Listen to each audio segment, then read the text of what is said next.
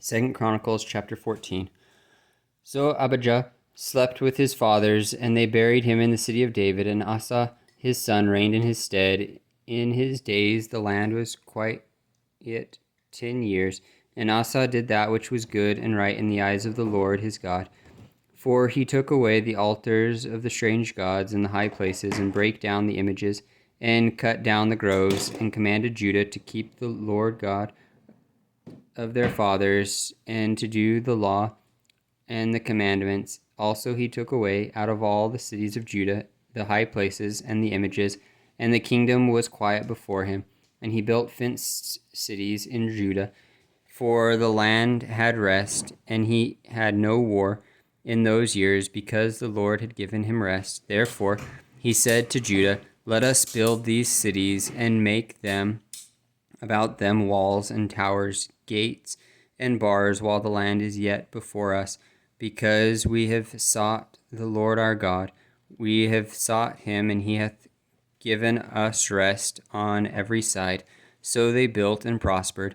And Asa had an army of men that bare targets and spears, out of Judah 300,000, and out of Benjamin that bare shields and drew bows 280,000.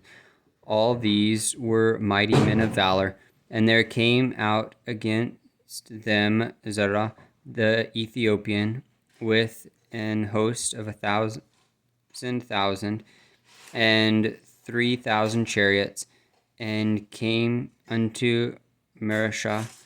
Then Asa went out against him, and they set the battle in array in the valley of Zephatah at Mareshah.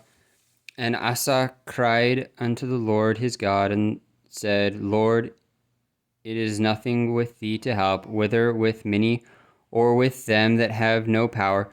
Help us, O Lord our God, for we rest on thee, and in thy name we go against this multitude. O Lord, thou art our God, let not man prevail against thee. So the Lord smote the Ethiopians before Asa and before Judah, and the Ethiopians fled, and Asa and the people that were with him pursued them with Gerar, and the Ethiopians were overthrown, that they could not recover themselves, for they were destroyed before the Lord and before his host, and they carried away very much spoil. And they smote all the cities round about Gerar, for the fear of the Lord came upon them, and they spoiled all the cities, for there was exceedingly much spoil in them. They smote also the tents of cattle, and carried away sheep and camels in abundance, and returned to Jerusalem.